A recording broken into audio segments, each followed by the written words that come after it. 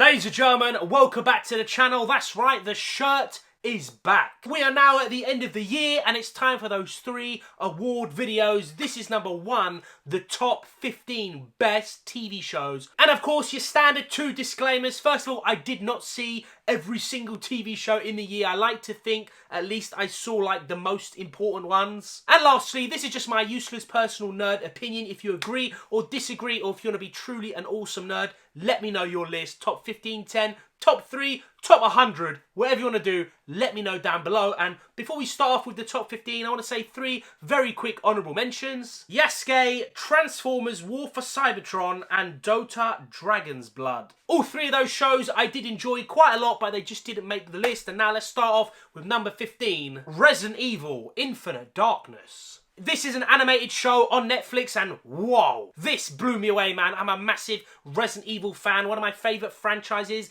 of all time, and the CGI, just the visuals of this show looks unreal. You know when you buy a video game and you have like the opening cinematic and it looks amazing? It's normally like Tekken or Final Fantasy, those type of graphics. The whole show is like that. Absolute dub, absolute win. I don't know if there will be another season. It's very, very short, but hopefully there is. This done Resident Evil right. Coming in number 14, Star Wars Visions. This like answered all my prayers, man. Star Wars is just, it's life. One of my top like things ever, and I love anime, and this is basically like a bunch of short anime episodes. I think Lucasfilm went to different companies in Japan and they said, just go crazy, man. None of the episodes link. They're totally segregated. This has got potential, just like What If, to just go on for seasons and seasons. And yo, if you're an anime fan and of course a Star Wars fan, chances are you loved it. Coming in number 13, Super Crooks. This is another animated TV show on Netflix. It has the one thing that I've actually always wanted to see.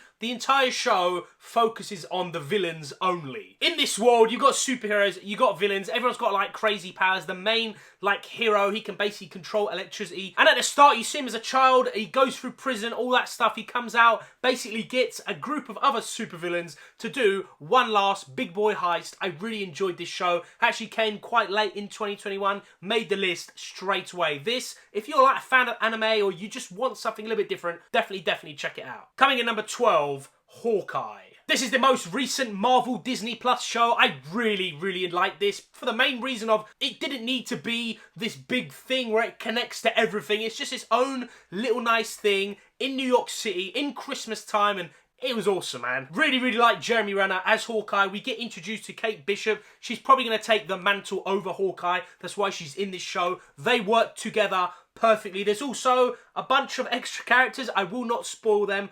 Do not worry. Again, at the time of this recording, it's only finished like 2 weeks ago. But there are a lot of surprises in this episode. It's only 6 episodes long. If you're a fan of the MCU, you got Disney Plus. The chances are you've already seen it. I really enjoyed it. Don't know if there'll be a season 2, but I'm down to see it if there is. Coming in number 11, Falcon and the Winter Soldier. The main reason I like this more than Hawkeye, first of all, it's showing you like the Winter Soldier and the Falcon. They go through crazy character transitions in here. I will not spoil it, but I was very happy with how they ended at the end of the show. But I really enjoy seeing this post-Thanos world where everyone now has like come back after 5 years. The population has doubled. Things are crazy. I like seeing that. I really liked Dodgy Cap. You know he's forever going to be called Dodgy Cap on the channel. I just liked the world this was based in. It felt more gritty, more nasty, more real than Hawkeye. Hawkeye's its own thing. Very Christmassy, very happy, but I liked the sadness more. Coming in number 10,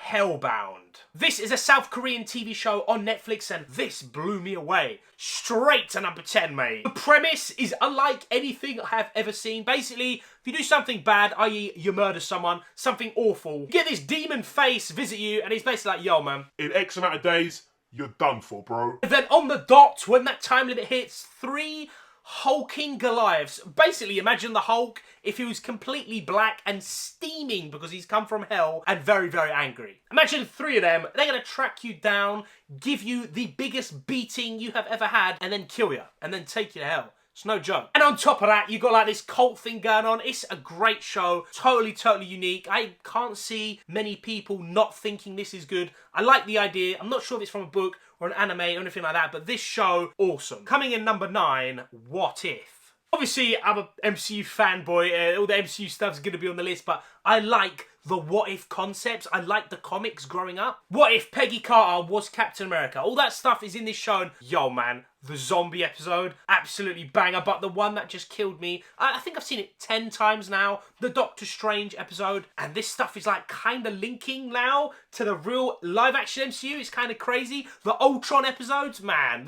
this show is an absolute banger. It's so good.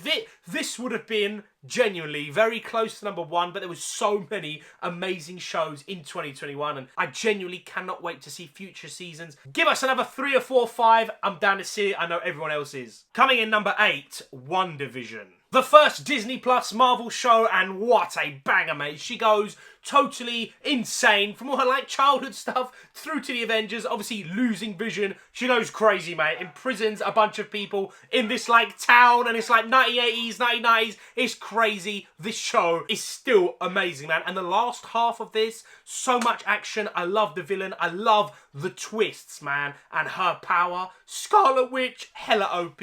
Easily by far the most powerful Avenger. I think Kevin Feige even said it, man. She will slap Strange. She will slap Captain Marvel. Get in the bin, mate. This show absolutely slaps. Amazing. I cannot wait to see her again.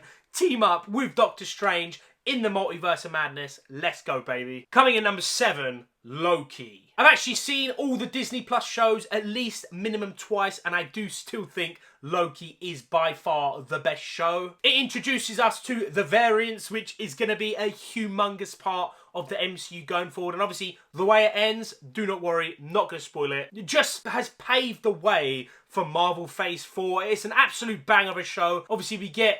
I don't even want to say who we get, man. I still know people, they ain't seen Loki. I don't want to spoil anything. This show was absolutely insane. Again, for me anyway, personally, the best Marvel show on Disney Plus. Absolute banger. Coming in number 6, Midnight Mass. This is a horror show on Netflix. Genuinely seen it twice now just to make sure, and I gave it a 9 out of 10 in my initial review. Probably a 9.5. It's genuinely that good. The whole show is on this island. There's about 200-ish people on there. It's totally like segregated. It's in America, and the priest leaves, a new one comes back, and stuff goes crazy. There's something in here, without spoiling it, it's actually my favourite, like... Nah, it'll just spoil it, bro. I can't even say it. Basically, what I'm trying to say is, if you like horror or thriller, any of that stuff, or stuff with crazy twists, you're going to like this. Midnight Mass, extremely underrated. One of the best shows of the year by far, and I still know a lot of people ain't seen this. Trust me, it's a banger. Coming in number 5, Squid Game. I'm pretty certain everything that needs to be said about Squid Game has been already said, man. South Korean show on Netflix. Absolute insane, man. 400 people competing for like so much money. Only one person can win. You get eliminated. You get the chop. You've got the red light, green light, all these crazy things. But the reason I like it so much actually is it just shows you how awful people are when money is involved, man.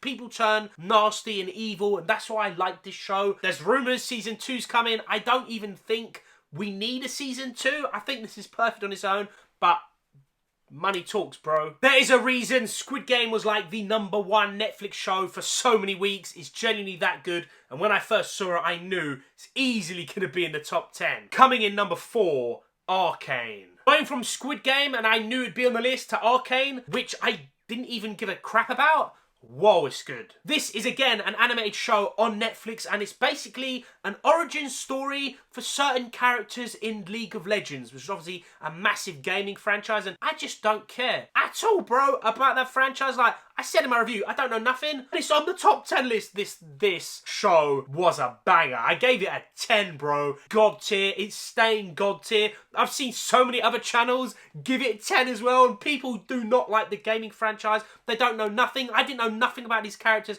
I love them so much. This show, if you have time, I'm like 90% sure, unless you really hate anime and animated stuff, and to be honest, it looks unlike any show I've ever seen, but if you don't like that stuff, maybe that's the only reason you won't like this, but this was epic. Coming in number 3, The Witcher Season 2. Finally, Season 2 is here. The Witcher is arguably one of my favourite TV shows now of all time. Of course, again, it's on Netflix with Henry Cavill. Man, I love The Witcher, the franchise. I like the books. I love the games so much, and the Netflix show is doing the job right. We finally get Geralt and Ciri training together. They are together the entire show. We get Vesemir, we get Lambert, we get more Yen, we get more Triss. There's so much stuff in here. More monsters, more chaos. It's great, man. The Witcher, big up yourself. I cannot wait for Season 3. Hopefully it comes soon. Coming in number 2, Invincible. I'm gonna just be real. If my number 1 pick didn't come out this year, this would have been number 1. This blew me away, yo. This is an animated TV series based off comics, and it is on Amazon Prime. And Amazon, they have Invincible. They have The Boys. They got Lord of the Rings soon. Hey, big stuff coming to Amazon, bro. This is basically a superhero animated series, and there's just too much in here. Please just go and watch Invincible, bro. There's only 1 season. You bang it out quick. I love the animation. The fighting is so gory. There's a scene in here. I have not stopped thinking about it from the day I saw it months ago. I think in May or June, whenever I saw this. Man, that scene, and if you've seen it, you know what I mean. It's no joke.